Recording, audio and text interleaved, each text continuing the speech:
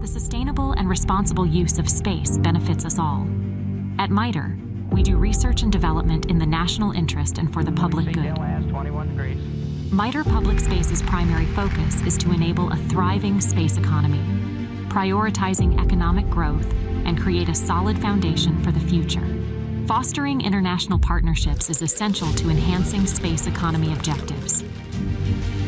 We are innovators, strategic thinkers, connectors, helping the U.S. and the international community move towards a peaceful, prosperous, and secure space domain. We are MITRE, and we are redefining the boundaries of what's possible in space. Join us.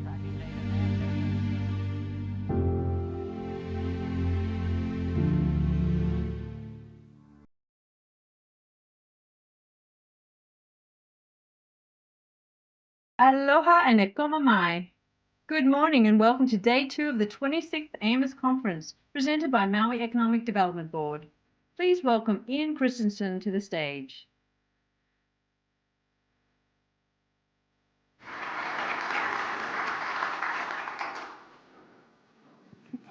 Bright lights. Good morning, everyone. My name is Ian Christensen. I'm the Senior Director of Private Sector Programs for the Secure World Foundation. I'm pleased this morning to introduce our morning keynote. Aarti Holla-Maini is the Director of the United Nations Office for Outer Space Affairs, or UNUSA. UNUSA works to promote international cooperation in the peaceful use and exploration of space and in the utilization of space science and technology for sustainable economic and social development. The office also serves as the Secretariat for the United Nations Committee on the Peaceful Use of Outer Space. Ms. Holla-Maini serves as a senior advisor to the United Nations Secretary General on matters related to the peaceful exploration and use of outer space. Ms. Holla-Maini has a background of experience in the satellite industry. Prior to joining UNUSA, she held the role of Executive Vice President for Sustainability, Policy, and Impact at North Star Earth and Space, so a company in our SSA ecosystem. Prior to which she spent 18 years as Secretary General of the Global Satellite Operators Association. Director Holla-Maini will give us a pre-recorded keynote and then we'll join live for Q&A. So with that, please welcome Director Holla-Maini. And aloha to all. My name is Aarti Holla-Maini and I'm Director of UNUSA, the United Nations Office for Outer Space Affairs. Thank you to AMOS, conference organizers, and the Secure World Foundation for inviting me to join you to discuss space situational awareness, which is a topic that I really care about. I'd like to start, however, by saying a few words about the small UN office with the infinite mandate that I lead. I joined UNUSA 2 years ago after leading the Global Satellite Operators Association for almost 2 decades. So I approach my work firstly with an operator's perspective and secondly with a results-driven mindset. UNUSA is first and foremost Secretariat to COPUS, the Committee on the Peaceful Uses of Outer Space, which has produced all the treaties, principles, guidelines and resolutions that have enabled the space economy as we know it. It's our job to support the committee as it seeks to define governance for today's expanding space ecosystem. The office is also a capacity builder. We help member states deepen their knowledge and understanding around complex issues, all the way from rights and obligations under space law to current important topics such as SSA, STC, and more generally other space sustainability issues. This is fundamental for different reasons. Not only do we need member states to implement the various treaties and guidelines because space law is the fundament of space sustainability, but also because COPUS has the mandate to work on space governance at the multilateral level. This was confirmed by heads of state last September in the Pact for the Future, which invited COPUS to work on new frameworks for space traffic, space resources, and space debris. These are complex and technical topics that delegates don't necessarily deal with on a day-to-day basis. So UNUSA's capacity building role here is more important than ever. If we are going to maintain the peaceful uses of outer space and ensure that it remains available for all humankind, as was agreed in the 1967 Outer Space Treaty, then member states have to get a handle on these topics and understand the operational imperatives that drive space activities and not just the political ones.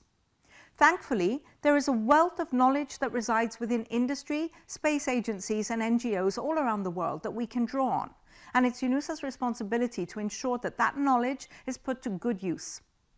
Coming from industry to the United Nations, I can firmly say that industry should not want to sit at the decision-making table. It can be a long and hard process waiting for member states to reach consensus. So we need to be smart in how we leverage industry expertise and experience to inform and accelerate the work of committee, and that is what we are doing. Whether on lunar activities or space traffic coordination, UNUSA is convening industry experts and facilitating their engagement with member states. It's a new way of working, but it's efficient and it's already proving to be effective. So what have UNUSA and COPUOS been doing? As you are all aware, COPUOS spent several years consulting with expert stakeholders to develop the long-term sustainability guidelines back in 2019. Voluntary guidelines for sure, but brilliantly drafted, and the technical expertise that has gone into them is clear. Much of UNUSA's work goes into supporting member states in understanding and implementing those guidelines. Consider guidelines B1, 2 and 3, which broadly speaking recommend that relevant information for safety of operations should be shared. Well, despite increased collision risk, many satellite operators are still not proactively sharing their ephemeris data with SSA systems like EUSST or the Space Data Association. And space regulators are not requiring them to do so either. I recently asked a space regulator why joining the EUSST or the SDA was not a condition of the license that they granted. The regulator just looked at me blankly and said, "No one asked me to." And this is a country that is working closely with our office precisely to encourage implementation of the LTS guidelines. So I hope you can see what we mean when we say we need to help member states really understand what implementation looks like. We all hear about the number of near misses and conjunctions that are happening and increasing daily. In the last 8 months, my office has been called twice for help. The first was a conjunction between a US and Chinese satellite, where despite sending messages, no reply from the Chinese counterpart was forthcoming. Knowing the relationships that UNUSA has built with member states on these critical issues, the US operator asked if we could facilitate. It wasn't easy, but it worked, and the Chinese counterpart moved their satellite away. This June, in fact just the weekend before the COPUOS plenary meeting, the Malaysian regulator called as they had received a CDM of 75 meters with a satellite from DPRK, North Korea. That was a tough one, not least of all because the Malaysian satellite was not maneuverable. But we communicated with DPRK. We're not sure if they moved thanks to our communication or because they have capabilities of their own or because they received warnings from elsewhere. But the main thing is, though, that they did move. All this speaks to the need to have a mechanism for global coordination that is born of a trusted member state process. When we talk about data sharing, there's no common understanding of what this means among delegates. What information needs to be shared? With whom? Why? It feels to them like they're giving sensitive information away without properly understanding what and why. And unless they have that, that's going to be hard to achieve. If we then also say that the info will be shared with other operators, potentially private, that just enhances the concern. Many member states are wary of industry, and whether justified or not, we have to realize the fear is real. So I hope you can see why I advocate to maintain the member state-driven process while maneuvering smartly around it with industry. This is super important. This is why in October last year, UNUSA hosted the first UN Space Bridge, we call it the USB, a dialogue at the UN headquarters in New York, bringing together operational experts from both government and industry together. We wanted to test whether there was a minimum level of consensus on the challenges to global space traffic coordination and on any recommendations on how to address them. We followed that by hosting the UN Space Sustainability Days, this time specifically for COPUOS delegates in Vienna, and we did that in January this year. It included a workshop on SSA and STC and a simulation exercise, a tabletop if you will, to bring home what issues arise when information is not shared and highlight why it's so important. They really appreciated it, and as a result, we saw a much higher level of deliberation and discussion at the Scientific and Technical Subcommittee that followed, and we saw a proposal for the establishment of an expert group on SSA, which is exactly what we were hoping for. An expert group is the mechanism by which industry can be actively involved in these discussions. It's the same mechanism that was used for the LTS guidelines, and they are solid, so we need the same approach for global space traffic coordination. It's important for all players to realize, however, that with all the national and regional capabilities that are being invested in by different member states, no single system can realistically hope to become a global system that sees the active and proactive, I really mean proactive, participation of all relevant actors from around the world. It just will not happen because of geopolitics, etc. We need multilateral cooperation, where all member states have equal weight, where they decide by consensus, and where corporate interests are heard but don't unduly influence the process. Only this will ensure an effective, unified international mechanism for safe space operations. To that point, following the USB and the Space Sustainability Days, UNUSA has worked with several member states, led by the UAE, to establish the formal mechanism that was approved in June in Copuas. The expert group on SSA will include input from all stakeholders and propose concrete solutions that can be taken up by the committee and member states. But collision risk is not just about space traffic coordination. It's also very much about space debris, as you know. We need states to be willing to discuss ways that they can work with the private sector to address legacy existing space objects, as well as how to mitigate the creation of new debris.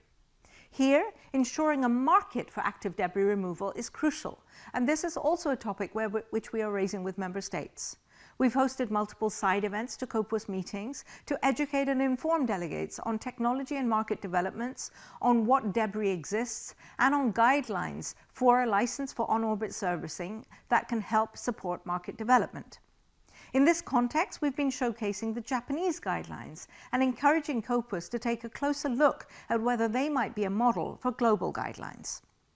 When it comes to debris, there is an assumption, an easy assumption, that those launching the most objects today are the ones that are responsible for most of the junk out there. And as you know, that's not necessarily true, not yet anyway. Most debris is still from legacy objects from governments, even if it's the smaller satellites being launched now that might be increasing collision risk. We do need to unpack these different issues for member states because wrong assumptions can so easily raise the temperature of discussions between governments and create obstacles to advancing the dialogue between them. As I close, I would call you all to action. We see the benefits of bridging the gap between commercial actors and government. You might not need your space agency, but they need industry's operational expertise in their deliberations at Copuas. So please engage with your government, the regulators, foreign affairs, and space agencies that provide instructions to the permanent missions in Vienna on how to engage at the committee. Let them know your views, tell them about your best practices, and encourage them to rely on UNUSA because we are the bridge between you, the industry, and government. Many of you might be shocked to learn that all the actions that I've spoken about that have come from UNUSA are actually done by a very small office. We are 25 full-time staff, we have a handful of additional offices sponsored by member states, and an annual operating budget of around $4 million, that's all. So imagine how much more we could do if we had a budget and a staff that truly reflected the size and the importance of the space sector. We're very open to partnerships, including with industry, so if you want to support us, please do reach out. Space sustainability is one hell of a global challenge. We need your help. Thank you for having me with you, and I look forward to joining you virtually to continue the conversation.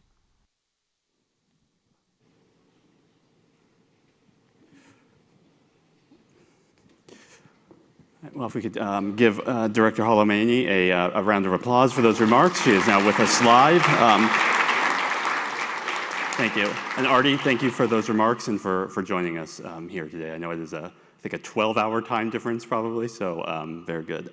So we have a few questions, and I think we have about 10 minutes or so here for Q&A. So as additional questions come in, I will run through them. So the first one, Aarti, you spoke about the importance of LTS implementation and of building capacity to do that. I wonder if you could just talk to us a little bit more about the role of the office in working with member states to build that capacity to implement LTSs, and specifically as it relates to SSA and kind of the B set of guidelines that you talked about. Sure, thank you. Thanks for having me with you. I'm sorry I'm not there in person.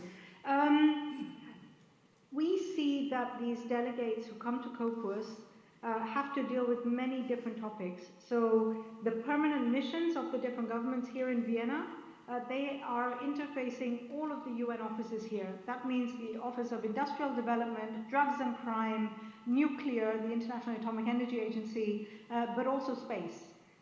Don't expect them to be space experts. So the work that we have done and that we are continuing to do by convening them informally outside the formal process, for example, like we did with the Space Sustainability Days, to do the tabletop exercise and the workshop on the, like a one-on-one, 101 on SSA and what this terminology, etc. means, is really, really important. We will continue to do more of that. This year we are convening the commercial lunar industry, because within COPUS we have an action team which is working on lunar coordination. We have a working group on, not a working group, an international committee on GNSS, so on satellite navigation systems, which is defining lunar PNT, and a lunar time zone.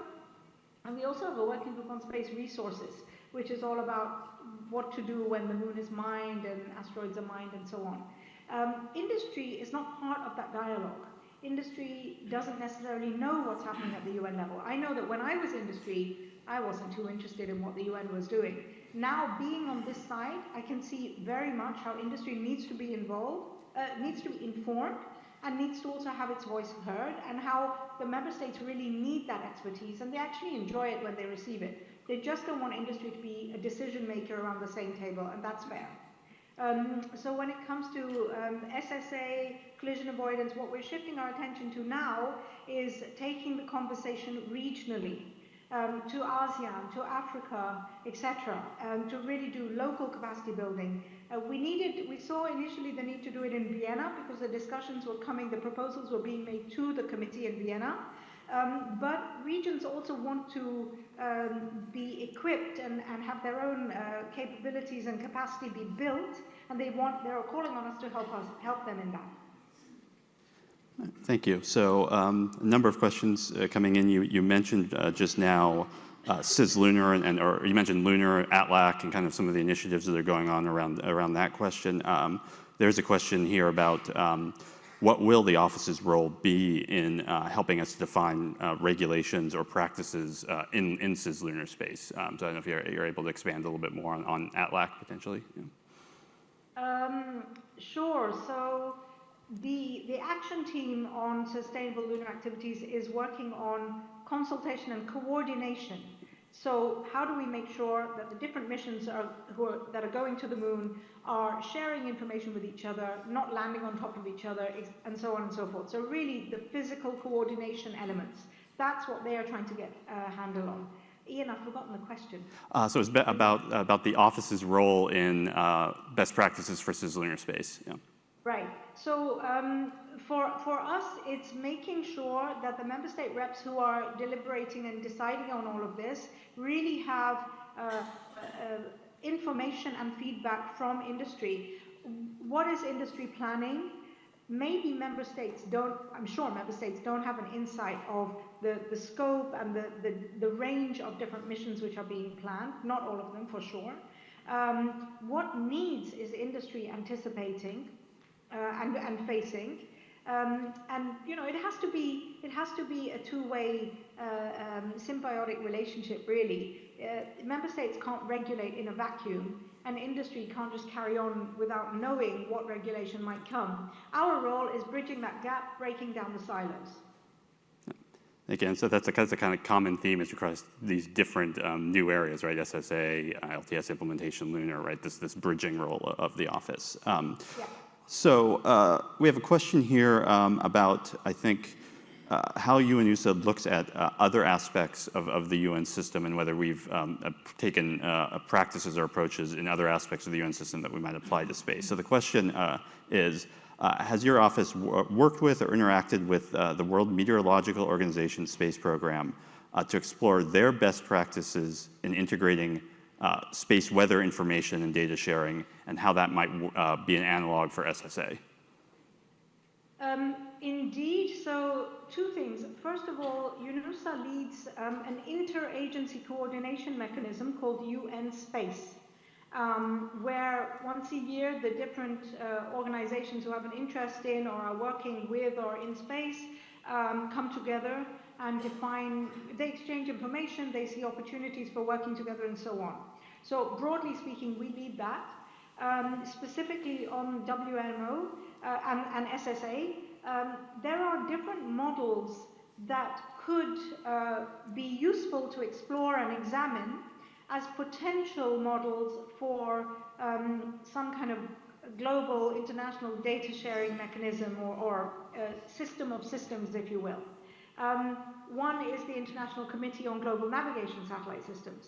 So this was born of COPUOS, and it convenes the providers of the different GNSS systems. So Beidou, GLONASS, GPS, Galileo, so on and so forth.